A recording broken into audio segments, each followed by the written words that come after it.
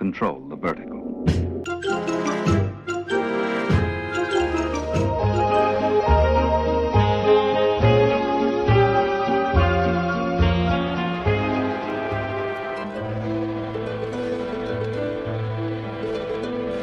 Welcome to Anthologic, the TV anthology podcast. I am your host, Mark. Anthologic is a podcast dedicated to exploring the good, the bad, and the odd of horror, science fiction, and the best of mystery suspense anthology shows and series on TV.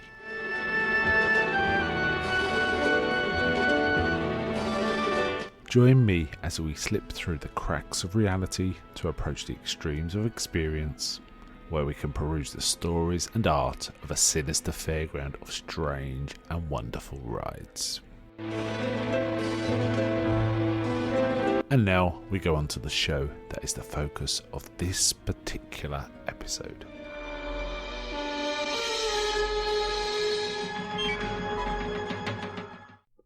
Welcome to this episode of Anthologic with your host Mark. Today we are covering an episode of the Twilight Zone. This one is called The Hitch-Hiker. It's from season 1 episode 16, first aired on January the 22nd, 1960. This was written by Rod Serling but adapted heavily from an existing story. Now the thing about the story it's based on is kind of interesting in its own right. It was written by Lucille Fletcher as a radio play and presented, I think, on either the Orson Welles Hour or the Mercury Theatre production. Certainly a radio play, and Orson Welles played the lead character. Now, the connection between Lucille Fletcher and Orson Welles, apart from the fact he was performing her radio play, and quite successfully, I understand, was she is married to Bernard Herrmann, the famous movie and radio composer. And that was probably her way into being able to present this to Orson Welles and him picking it up, I suspect. However, that's not to denigrate that this work. This isn't just nepotism. I believe it's a pretty good radio production, is from what I understand. So there is that. Now, Bernard Herrmann also did some scoring on the original radio production too, so that's kind of interesting, and that scoring was reused in this Twilight Zone episode, parts of it anyway. It was kind of a weird sort of symmetry about this. He saw it, Rod Serling, listened to it and liked it and wanted to adapt it. Now, interestingly, the main character, I believe, was called Norman Adams, as played by Orson Welles and a few other people. This has been done a few times as a radio play. Was the main character, but Rod Serling converted it to a female character. Called her Nan instead of Norman, Nan Adams, and it was played by Inga Stevens in this in the Twilight Zone production. The gender change doesn't really add or take away, and in fact Lucille Fletcher said she wouldn't have approved the gender changes. She doesn't feel that it added or took away in any way, but okay. So, but I guess a lone woman travelling across the country on her own in a car has a more implied sense of peril as well, so I can kind of see it. Now, when it opens up, the episode opens up, she's having a tyre repaired. She had a blowout at quite a fast speed, and the mechanic's saying, "Wow, you were lucky, lady." And I'll tell you what, a tyre's cheaper than a funeral, and they're kind of laughing about it. And as she's about to drive off, a weird guy who's very sort of closed down, underplayed somewhat, is just gently waving his thumb about as if he wants a ride, and she kind of feels nervous about this and drives off.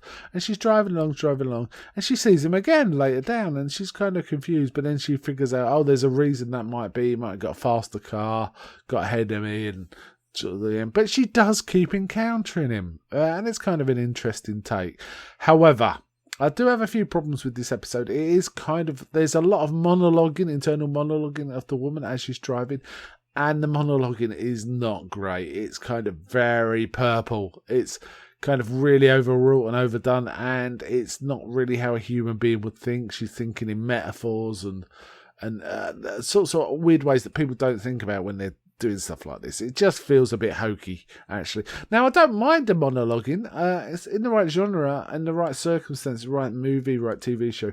It can be quite good. It works very well in film noir, for example, or detective stories and things like that. But in this, it felt like we should have a bit more show and a bit less tell. And it also gave it a weird air of being dragged out, which I always thought was a problem with the Twilight Zone, but I have to say, up until this episode, not really felt that in any of the episodes we've seen much. But in this one, it felt like they were sort of padding it out by having these long shots of her driving while thinking.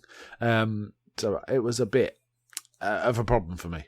However, I have to mention, one of the reasons I reuse a lot for the Twilight Zone is the Twilight Zone Companion written, I can't remember the author, but it's a pretty good work, and he quite likes this episode, so it might be just my opinion. It isn't the highest of it, but other people consider it quite a good one. So judge for yourself, watch it yourself sometime and decide. Anyway, it goes on. There's various incidents. She keeps seeing the guy. He's very quiet, unprepossessing. There is one incident where she kind of sees him as she's crossing the railway tracks and stalls, and the train's coming towards her, and she's having trouble starting, and he's still waving his thumb about and sort of to the side of her, but she manages to get it going and cross the tracks just in time. In the meantime, she does things happen, like, for example, she runs out of gas, so she has to, and it's night time, she has to go to a petrol station. He won't open for her, but she encounters a sailor who appears from the middle of nowhere. I don't know where this sailor comes from, who says he's getting to San Diego, and she offers him a ride because she wants the company. It is a reasonably enough chap. He basically gets her the petrol she needs, and they go on, and he's kind of enjoying it and talking about his shipmates, and he's saying, my shipmates just won't believe a beautiful woman like you would have picked me up and driven me to San Diego. She's offered to drive him straight to his base, San Diego, just so that he stays in the car. And he's kind of getting nervous about what she's talking about. She keeps saying, I'll see a weird man. And she doesn't drive properly, so he's getting a bit nervous. And he starts to work up the idea she's crazy, and she's getting more frantic. She offers to go on a date with him, so his friends believe him, but he's not having any of it, and he hops out. Anyway, she's kind of getting more and more distressed. She's been driving for days and days, and it's sort of starting to freak her out. So in the end, she decides to phone her mother, and then we get the reveal. And it's going to be a spoiler here, but that's how it is. Which is her mother has had a nervous breakdown because she had the news from 6 days before that her daughter had died. So we find out Nan died in that car crash, but somehow it's kept going, and therefore this hitchhiker is actually going to death. And he actually has the final line, I believe you're going my way. So an interesting one. Not my favourite by any means. I felt it was a little padded. However, I have seen this story before. It occurred to me afterwards I'd seen this story before, and I think it's done in a better way, and that is in the movie that came after this, called Carnival of Souls.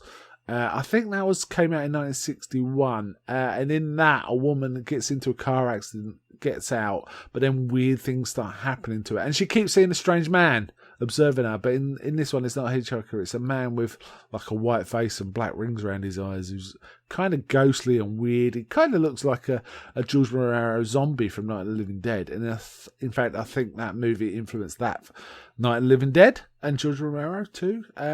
However, that's a feature film and delivers quite successfully on the premise and fills its time well. It doesn't feel padded, even though it's like an hour and a half or an hour and 80 minutes. So sorry, an 80-minute movie or something like that. It's a fairly short movie. But whereas this 25-minute episode does feel padded, somewhat by the internal monologuing, I think. So there's some issues. The radio version has been done several times, and a recent one, for example, and this is included on the Blu-ray box set for Twilight Zone, probably the DVD box set too, of Kate Jackson, her from Charlie's Angels, redoing this story as and it's under the Twilight Zone radio dramas from 2002. Now, Kate Jackson's got quite a good voice for this sort of thing, good voice for radio. She's got quite a mellifluous and interesting sounding voice, so I can kind of see that working. I gave it a tiny bit of a listen just to get the idea, and yeah, it sounded good. But that one was 40 minutes, so I think the original play is actually quite a bit longer than the 25 we're subjected to. Okay, I'm going to wind it up there. This wasn't the best episode, though there are some quarters that believe it's a pretty good one. And I have nothing wrong with the acting or the performance. That wasn't the issue. It was the monologuing, I think, that really didn't work for me. I think that was it. So I'm going to wind this up here. So before I go, may I ask, is anybody out there? We're not.